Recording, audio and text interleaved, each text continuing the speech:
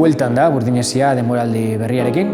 Gaurkoan alderdi independentista parlamentario nagusiak Madrilen PSOEren aurrekontuak babesten dabiltzan bitartean, mugimendu sozialistak, tesi politiko sozialistak Euskal Herrien mugitatik kanpo eztabaidatzen ari direlako, espainolismo akusazioak jasan behar izanaz hitz egingo dugu. Nola da posible guztia sostengatzea? Zer da espainolismo akusazio delako hori? Hau eta askoz gehiago gaurkoan Burdinesia.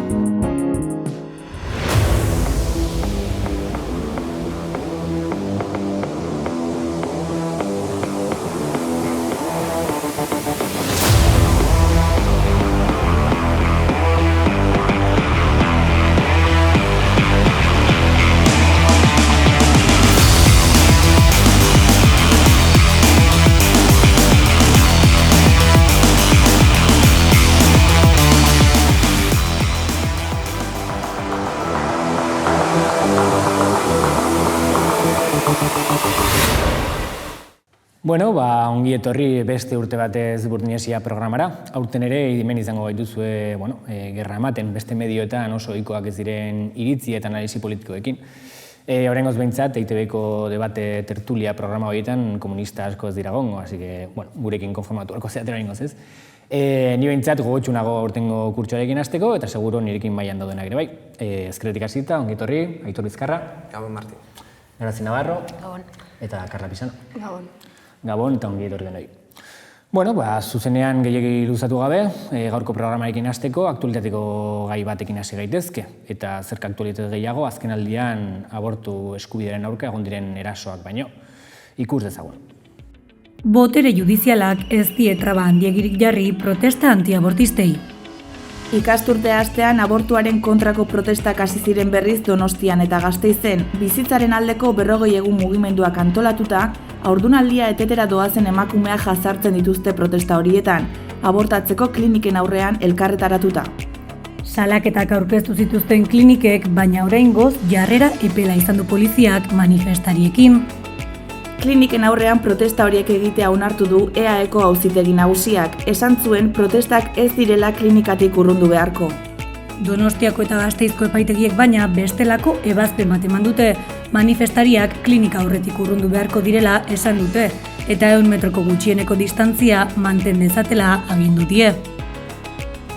Hortxe dezue egoera beraz, Tribunal Gorenak esan du iritsi da esatera, talde hauek edo talde antiabortista hauek eskubidea daukatela, klinika parean egoteko, orduan ze iruzkinek edo hausnarketarik honen inguruan?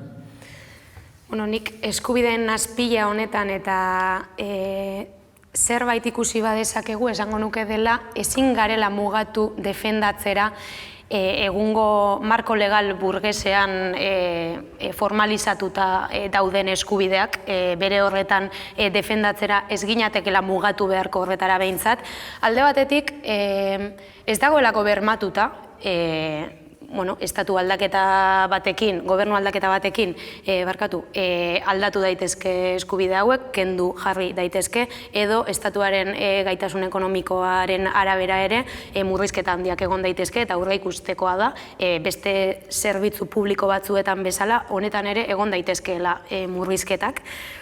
Beraz, ez da bermatuta dagoen zerbait, beste alde batetik, ez da benetan unibertsala, eta hor dago adibidez paperik ez duten emakumeen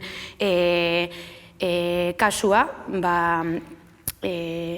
dituzten muga burokratikoak prozesu horretarako, eta ez dela kalitatezkoa, eta hori da berri tamalgarri hauekin ikusten duguna, ez? Azkenean, eskubide horren kalitatea ez delako bakarrik medikuntza zerbitzuaren nolakotasunaren araberakoa, baizik eta emakume horien aurkako intimidazio eta presio mekanismo horiek albidetzea eta posible izatea eta legalak izatea eskubideen izenean, nahiko larria dela uste dut. Eta uste dut horregatik haratago defendatu beharko genukeela erreprodukziorako autu libre baterako eskubidea, ama izateko edo ez izateko autu libre baterako eskubidea egun pentsa ezina dena. Zerbait egiteko azken segundutan? Bai, guztiz, azken baten abortu doako, kalitatezko eta unibertsal baten alde egiten dugu, eta horrek eramaten gaitu gaur egunean auzi asko seinalatzeak, ez? Adibidez, zergaitik ez dira antisorgailu guztiak doakoak, edo zergaitik abortua gauzatzerakoan joan bargaren klinika pribatuetara, zeren batzutan arreta zerbitzu publikoetan jasotzen duzu, baina gero pastillita klinika pribatuan jasotzen duzu. Ze trataera egiten da abortuaren inguruko datuak ematen direnean medioetan, eta ze eragin edukin dezake trataera horrek emakumeongan, ez?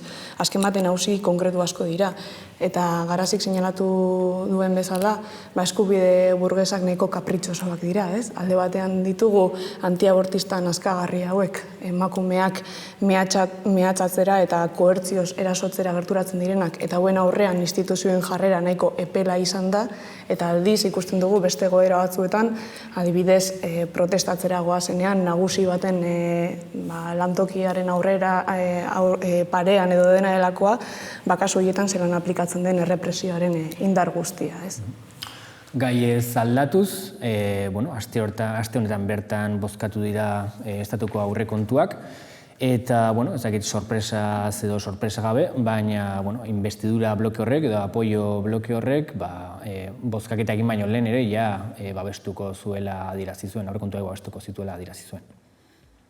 Aurrera doaz, Espainiako gobernuaren aurrekontu orokorrak onartzeko tramiteak. Joan den ostegunean izan zen 2023ko aurrekontu orokorren lehenengo bozketa Espainiako diputatuen kongresuan, eta erraz gainditu zuen botazioa PSOEren eta Unidas Podemosen proposamen ekonomikoak. 358 boto emaietatik 186 bota zituzten atzera aurkeztutako osoko emendakinak. PSOEren eta Unidas Podemosen gobernuak osoko emendakinak baztertzea lortu du hain zuzen ere, EAJaren, EH Bilduren eta Eskerra Republikanaren babesari esker. Osoko emendakinen aldeko 159 boto izan ziren eta 13 abstentzio. Aurrera doa beraz, aurrekontu orokorrak onartzeko tramite parlamentarioa.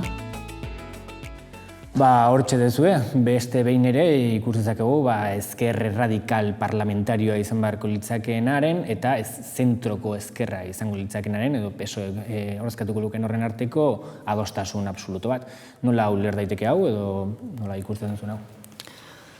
Esan duzun bezala harritzeko askorik ez dago, ez da egongo emendakin orokortasunari egingo zaion emendakinik. Nik bakarrik bi ideia nabarmendu nahiko nituzke, alde batetik estatuaren aurrekontuak aztertzen ditugunean, ulertu behar dugu aurrekontu hauek osotasun bat osatzen dutela, eta ezin garela sartu alderdi parlamentarioen propaganda elektoralista horretan, zeinetan ikusleari ematen dioten edo seinalatzen dioten mitzu hau lortu dugu, eta ez dugu edo ezin dugu osotasuna ikusi, ez? Adibide batzuk ematearren, alokairura bideratutako diru laguntzak handitu dituzte, baina aldi berean langabezierako prestazioak jeitxe egin dituzte. Esan omen dute langabezia jeitxe egingo dela. Nik ez dakit, horren besteko konfiantza dudan, ez? Eta gero, beste adibide bat ematearen, ni ez naiz oso ona matematiketan, baina zenbait eragiketa egin ditut, etxetik ekarrita egin ditut. Defentsarako aurrekontuan, 4.900 milioi euro bideratuko dituzte. Hau da, 105 euro pertsonako Espainiar estatu guztian. Aldiz, osasun zerbitzuetako lehen arreta zerbitzura 172 milioi bideratuko dituzte. Hau da, 4 euro pertsonako. Adibide honekin ikus dezakegu, estatuak revolver bat eros diezaiokeela hiritar bakoitzari, baina adibidez ezin dugula ez da ibuprofeno kutxa bat erosi 4 eurorekin. Orduan, honekin ikusten duguna da aurrekontuak osotasun baten baitan ulertu behar direla, eta gainera hauen benetako aplikazioa ez dela parlamentuan ebazten, baizik eta bestelako indar batzuek erabakitzen dutela. Bai, argi eta garbi. Eta esan dagoa, bien bitartean, hori guztia albidetzen dutenak dira, hemen izendatu izan ditugu, burgesiaren alderdiaren ezkerranka, eta burgesiaren alderdiaren ezkerrankaren espal independentistak ere albidetzen du hau guztia, aurrekontuak albidetzen dituenean eta bar. Eta kontuan izan behar dugu baina sozialdemokrazia oroar ez duela guztia onartzen gaiztoa edo inozoa delako. Esango nuke zerbait egiturazkoagoa dela eta sozialdemokraziak aspiratzen du batez ere krisi garaietan horrelako miseriaren kudeaketa bat egitera, horrelako eskutu sozialaren antza daukaten neurri batzuk hartzera, hitz egin da ere keynesianismoaren aro berri batez eta bar. Baina hori guztia errealizatu nahi baldin badu, behar du finantziazioa. Honekin zer esan nahi dut? Aurrekontuetan islatzen diren erabaki estrategiko zentralak ez dituztela alderdi hauek hartzen zuzenki, aplikatzen dituzte Bruselatik datozen erabaki estrategikoak, aplikatzen dituzte troikaren erabaki estrategikoak eta bar. Eta Europako funtsak dira adibide nabarmenen horrelako txantaia finantziario baten bitartez, aurrekontu guztietako erabaki estrategiko guztiak daude aldez aurretik ebatziak. Karlak esan duen bezala orduan, aurrekontu sozialak aurrera ateratzeko gobernabilitatea mamartzaio, baina aldiz el palo y la zanahoria gaztela esan duena, ez? Bata onartzen baduzu, gero aurrekontu militar egotzea eta hori onartu behar da ere. Berriro ere gai ez aldatu nahiko nuke, azken asteetan pixua handia hartzen ari den zerbait delako mugimendu sozialista, dakizuen bezala hori GKS, Itaia, IA, Kontseilu Sozialistek eta guztiak osatzen duten mugimendu politikoari, gehien bat zara sozialetan, baina baita beste eztabaida guneetan ere bai, espainolismo akusazioak edo bota zaizkiolako. Guzti hau, Estatu Espainiarreko, besteak beste herrialde katalanetako eta Madrid eta Gaztela inguruetako, hainbat tokitan, tesi sozialisten inguruan hausnarketak edo hausnartzeko prozesuak ireki direlako. Hedatzen ari dira mugimendu sozialistak landutako tesi politikoak. Azken asteetan, Espainiako estatuko hainbat txokotan aurkeztu dituzte tesi politiko sozialistak lantzeko eta iraultza sozialistaren aldeko indarrak batzeko espazioak. 100 lagun bertaratu da aurkezpen saioetara. Aste honetan, herrialde katalanetako Horitzo Sozialista ekimena aurkeztu dute Bartzelonako Unibertsitate Autonomoan eta Valentzian, jendetza bertaratu da 2 saioetara. Urri hasieran, prozesu sozialistaren aldeko elkargunea aurkeztu zuten Madrilen. Madrilgo, Valladolideko eta Gaztelako beste hiri batzuetako militanteek jarri dute martxan ekimena. 250 pertsona inguru elkartu zen aurkezpenean. Irailean bestalde Gazte Zentro Sozialistaren irekieraren berri eman zuten Burgosen eta irail bukaeran izan zen aurkezpen saioa. Gaiarekin hasteko komuniko litzake galdetzea zer da espainolismoaren akusazio hau, ez? Aitor, igual zuk garritzen duzu? Ez dakit, jakin beharko litzateke zeri esaten dioten espainolismo. Espainolismoa ez da nik zerbait erabat identitarioa eta pintoreskoa, ez da nola jantzea eta ez da ze jarrera izatea egunerokotasunean. Baduka egunerokotasuneko jarrerekin zerikusia, baina gehiago praxi politikoarekin. Espainolismoa nik ulertzen dut dela, zure eragile politikoak bere jarduna bideratzea, Espainiar estatuko instituzioak eta egiturak indartzera eta bar. Eta horrela ezaugarritzen baldin badugu espainolismoa, ea nor den hemen espainolista. Ez da egite. Proiektu bat ez duela ezaugarritzen bere izenak, baizik eta bere eduki politikoak eta berdin ikusten dugu, adibidez esan dutenean, eztabaida guzti horretan Twitterren jarraitu baldin baduzue behintzat esaten zuten, komunistak ez arete zuek bakarri, komunistak gu ere bagara, eta nik esango nuke, komunista izatea edo proiektu komunista ez duela ezaugarritzen halako sentimendu batek, edo ia komunismoa ulertzen dutela horrelako ideal etiko bat bezala, eta proiektuaren edukian jarri behar da fokua, ze botere elikatzen duzun zure eguneroko praktikarekin, eta zure proiektuaren edukia determinatzen duena da, hori, adibidez, zure boterea estatu aparatu burgesetan egotearen bidez lortzeko autua, edo langile klasearen ofentsiba politikoa albidetzen duten neurri eta aurrekontuak onartzearen autuak, eta bar. Orduan, proiektu politikoaren auzian jarri behar da eztabaida, nik uste nuen, igual, Espainiako sozialistako kamisetarekin jutea zela espainolista izatea. Eztabaidan sartuta, orduan, normalean agertzen dira argudioak izan dira independentismoari babesa ez ematea, inkluso boikoteatzea, edo euskararena bezalako auziei muzin egitea, edo nazio zapalkuntzaren aitortza falta bat. Honetan sakondu dezakezue? Goratze dut eztabaida horietan agertu zirela zenbait pertsona, galdezka ibili zirenak, baina zu abertzale sentitzen zara, nolabait gu harrapatu nahian, ez? Eta gero, nik nire buruari galdetzen nion, baina zer ari da galdetzen, berotu egiten aizen ikurriña bat ikusterakoan, edo ez dakit, ni pertsonalki ez, agian gure mugimenduko baten batek eukingo dauz horrelako sentimenduak, baina ze importatu horrek. Ez nahi zergaitik ez dute galdetzen zein den independentzia politikoa egikaritzeko bide horri estrategikoa. Are gehiago, zergaitik ez diote euren buruari galdetzen zein den euren bide horri estrategikoa. Egingo balute, erantzuna izango litzateke, euren alderdiak ez duela independentzia egikaritzeko proposamen politikorik. Eta independentismoa nolabait edo identitate nazionala nahiera mobilizatzeko tresna elektoral gisa erabiltzen da horiela. Eta adibide emango dut, orain dela urte bete, manifestazio handi bat egin zuten Bilbon uste dut, lortu arte lemapean, eta gogoan dut zelan manifestazio horrek independentismoarekiko sentimenduak piztu nahi zituen, lortu arte, independentzia lortu arte, eta barrez. Manifestazio, oinarri sozialak Ezker Abertzalearen oinarri sozialak manifestazio horretan parte hartu eta hurrengo asteetan gertatu zirenak benetan erakusten dute zein den independentismoaren edo euren independentismoaren programa politikoa. Hurrengo egunetan agertu ziren EH Bilduko bozeramaile nagusiak esanez, adibidez poliziaren erretiro deina jaitsiko zela edo soldatak igoko zirela eta bar luze bat, ez? Hori da benetan programa, beste guztia nahieran mobilizatzeko identitate nazional bat. Zentzu horretan, galdetuko nuke, nork ukatu du independentismoa gehien?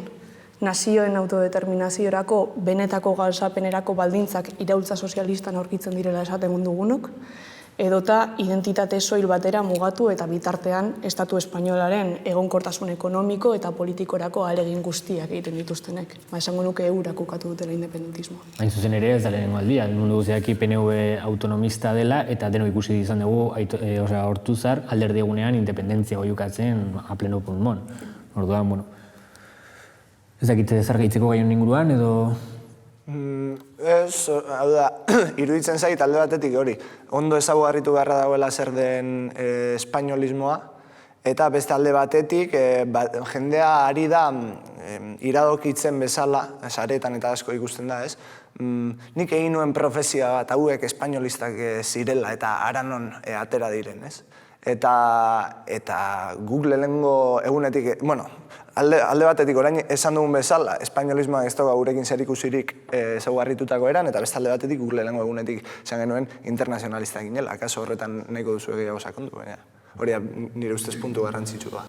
Bai, eta gainera internazionalismoa ulertzea, ez horrela herrien arteko xamurtasun modu horretan edo herrien artean elkartasun keinuak egiteko era simboliko batean, baizik eta guretzako internazionalismoa printzipio politiko nagusi bat da.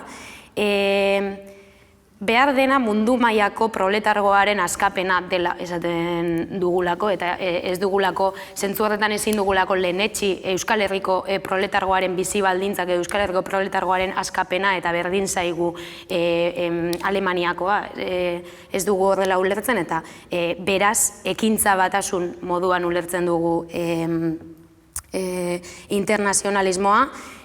Kapitalismoa sistema sozial moduan internazionala den enean eta maila internazionalean edo eskala internazionalean antolatzen den enean eta lehen esan duten moduan, estatuak ere erabaki organo supranazionalek kontrolatzen dituzten enean botere komunista ere eskala internazionalean eraiki beharko dela.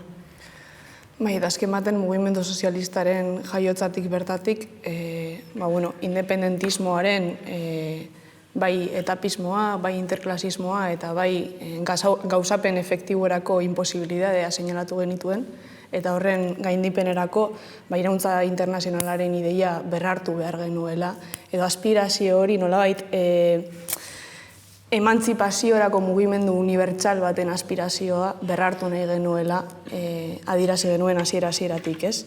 Eta hori egin ezean, iraultza internazionalerako aspirazio benetazko bat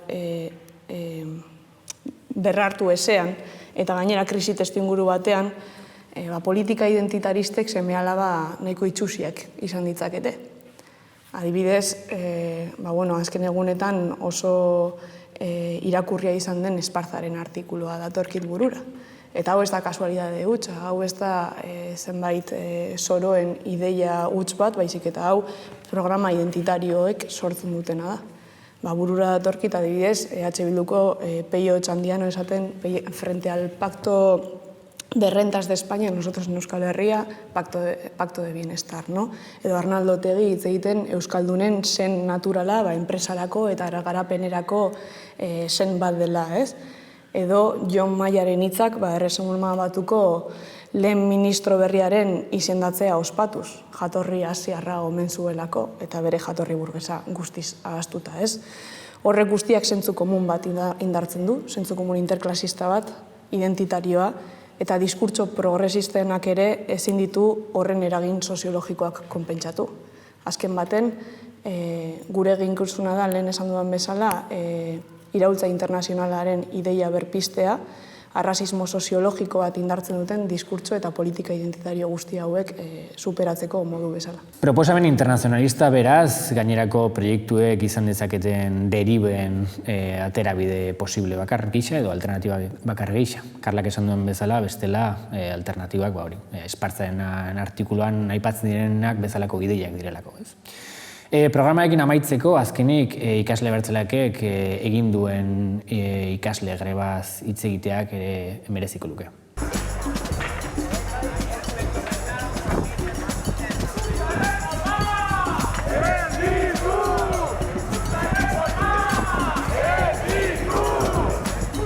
Gaur, urriaren 27an, milaka pertsona kalera atera gara Euskal Herriko 4 hiriburuetan, hezkuntzan ematen ari den ofentsiba burgesari aurre egin eta hezkuntza sistema sozialista aldarrikatzeko. Hezkuntza etengabe reformatzen ari da eta azkenan erreforma honen helburua miseriazko hezkuntza baten oinarriak finkatzea da. Bertan hezkuntzaren desegitea eta hezkuntzan ematen ari den segregazioa indartuko dira erreforma honen bidez. Honetaz gain, erreforma hauek esan beharra dago, elite ekonomikoek ezarri eta politikari profesionalek egikaritu egiten dituztela, eta beraz, lehen esan dudan segregazioan eta hezkuntzaren desegitean sakondu besterik ez dut egin. Horren aritik, gaurko mobilizazioak hasiera bat besterik ez dira izan, eta ikasleoi antolatzeko eta mobilizatzeko deia zabaltzen diegu. Horretaz gain ere esan beharra dago Euskal Herriko institutu ezberdinetan jasandako errepresioa salatzeko modukoa dela, adibidez Donostian bertan Usanditzagan polizia institutora bertara sartu zen, eta Iruñan adibidez 3 ikasle kanporatuak izan ziren eta bar luze bat.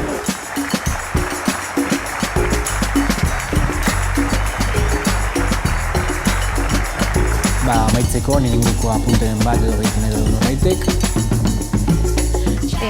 Nik ikusi dut nola grebako aldarrien artean eta irakurketan azpimarratu dute behin eta berriz hezkuntza sistema edo erreforma hauekin ere bilatzen dena badela nolabait hezkuntzak balio izatea disiplinamendurako, hori lehen ere horrela zen, baina gaur egun gero eta forma disiplinatzaileagoa hartzen ari da eta hezkuntza datorkigun ofentsiba politiko-kulturalean tresna garrantzitsu bat izaten ari da, nolabait hurrengo hamarkadetako langile klasearen produktu perfektua ateratzen da ikastetxeetatik eta zentzu horretan ikusten da nola greba bat antolatzen den bakoitzean eta orain ere kasuak egon dira, identifikazioak dauden ikastetxean jardun politikoa egiteagatik, greba eskubidea bera ukatua izaten da pila bat ikastetxetan, grebako propaganda egitea eukatzen zaie, kartela jartzea eukatzen zaie, eta zentzu horretan erokeria bat izaten ari da, bigarren hezkuntzako ikastetxeetan gertatzen ari dena.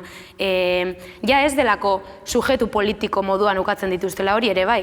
Uste dut sujetu moduan ukatzen dituztela ikasleak eta testuinguru horretan antolatzeko autua egitea eta horrelako greba bat antolatzea txalogarria iruditzen zaidala gutxienez. Txalogarria zalantzarik gabe egindako lan guzti hori. Honekin amaiera emango gaurko programari, mila esker hemen egondako guztiei, eskerrik asko zuei programa jarraitzen duen guztioi eta hurrengo programa arte.